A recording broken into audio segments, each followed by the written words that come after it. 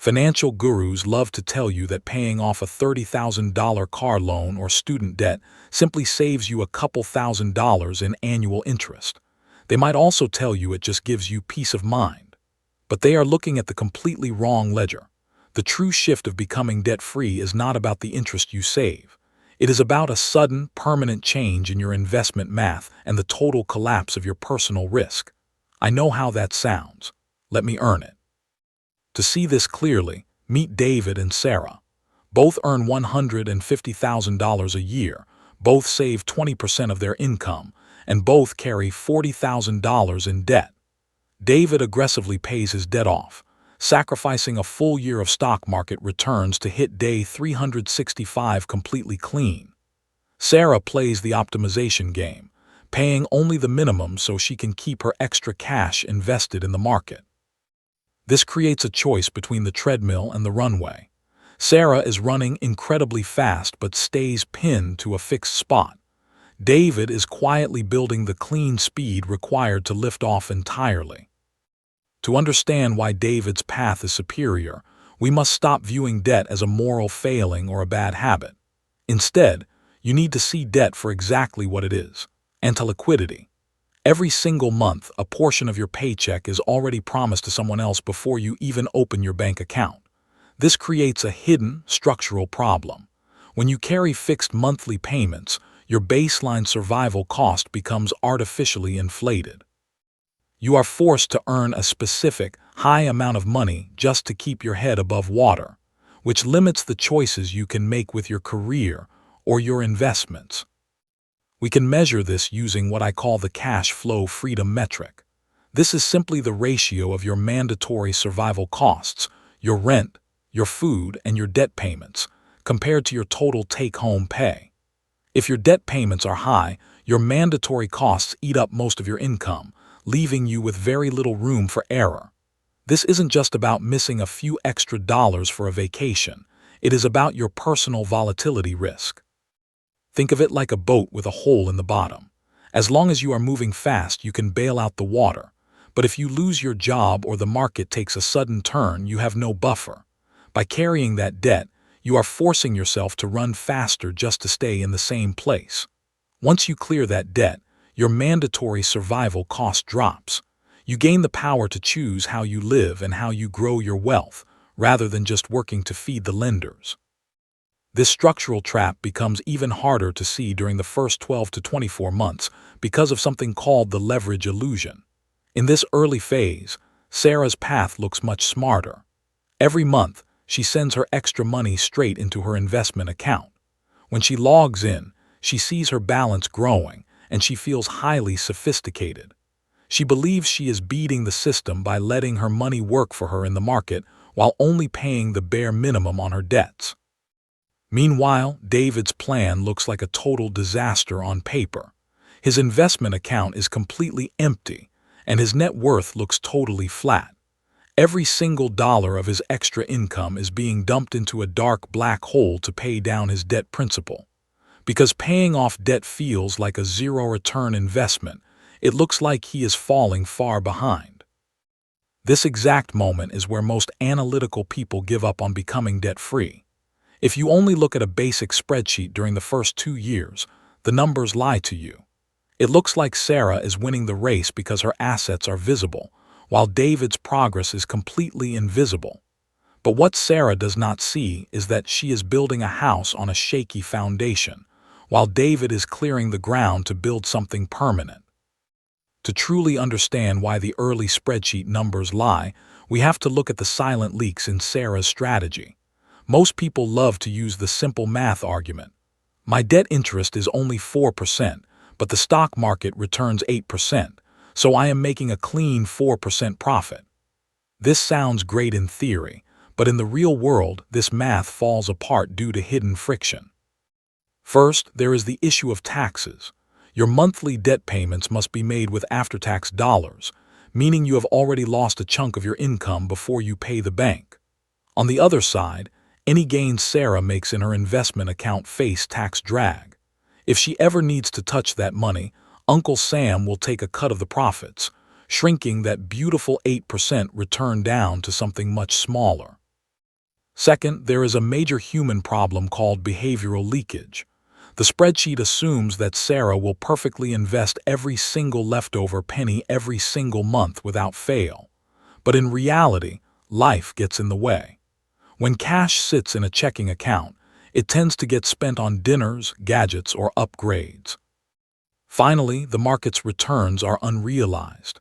That 8% is just a jagged average over decades. It can easily drop 30% in a single year. Your debt payment, however, is a cold, hard certainty that never takes a day off.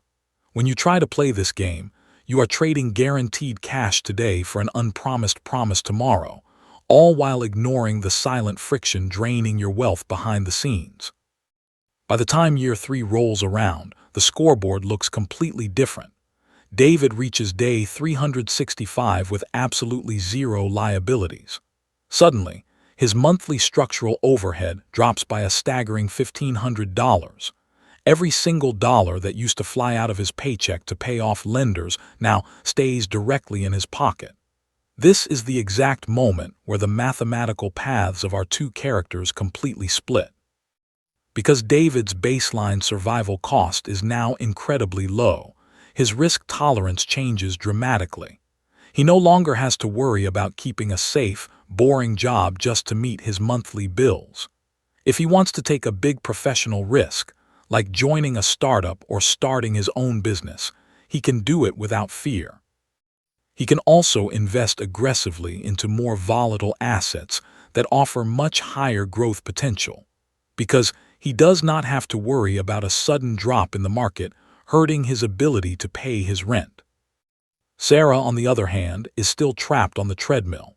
Even if her investment account has grown, her fixed monthly payments are exactly the same. She cannot take big career risks, and she cannot invest aggressively because she always needs to ensure she has enough cash to feed her debts next month. David has created a permanent freedom buffer. By lowering his survival costs, he has gained the ultimate financial advantage: the ability to play offense with his money while Sarah is forced to keep playing defense. To be completely fair, there are times when Sarah's math actually wins. If the stock market experiences a perfect, uninterrupted run where stock prices only go up, and if she has absolute job security with a guaranteed paycheck, her strategy looks great. In a flawless world with no economic storms, keeping your debt and investing the rest will mathematically produce a higher number on a screen. But this is exactly where mainstream advice ignores reality. Life is rarely a perfect spreadsheet. Let us introduce the variables that real people actually face: a sudden corporate layoff or a sharp market crash. If the economy takes a massive hit, Sarah faces a double disaster. If she loses her job, her high fixed debt payments do not stop. To pay the bank, she is forced to sell her investments at the worst possible time, locking in massive losses just to survive. David, however, faces a completely different reality during a crisis. Because he has zero debt, his monthly bills are incredibly low. If he loses his job or the market crashes, he does not have to sell a single stock. He simply pauses his investing until the storm passes. He is entirely immune to cash flow crises because he does not owe anyone a penny. Sarah's strategy relies on a perfect world, while David's strategy is built for the real world, ensuring that an emergency remains a minor inconvenience rather than a financial disaster. When we project both paths 20 years into the future, the true difference becomes impossible to ignore. This is where we see the ultimate realization of net worth. Because David spent his early years clearing away his liabilities, he gained the ability to instantly invest 100% of his unencumbered cash flow. Every single dollar he earns goes directly toward building his future wealth, rather than paying for his past choices. Furthermore, because David has no fixed monthly debts to stress about, he never experiences behavioral panic during economic downturns. When the market drops, he does not sell his stocks in fear.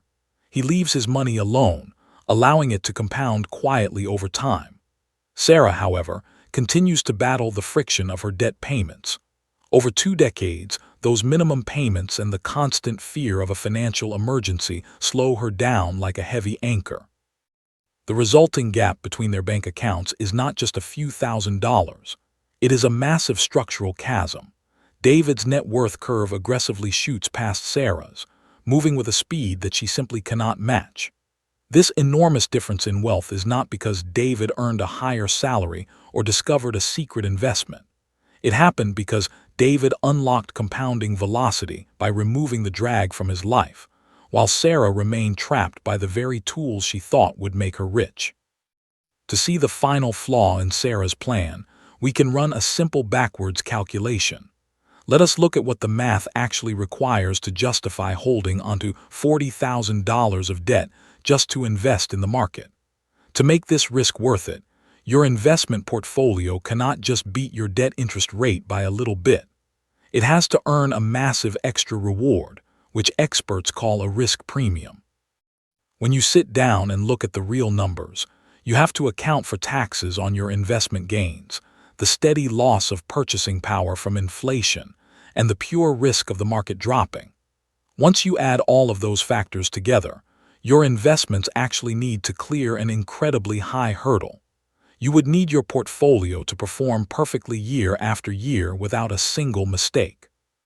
When you look at this clearly, you realize something shocking. By carrying that debt to buy stocks, you are essentially running a highly stressed, leveraged hedge fund inside your personal life. You are taking on massive amounts of risk and dealing with constant anxiety. And what is the reward for all this trouble? If everything goes perfectly, you might beat a boring, debt-free baseline by just a tiny fraction of a percent. The sanity test proves that the game is rigged against you. You are risking your entire financial house just to chase a few pennies, while the debt-free investor gets nearly the same results with absolutely zero stress. To take control of your own numbers today, you can run a quick 3-step check called an unencumbered cash flow audit. First, open your bank app and write down your exact monthly income.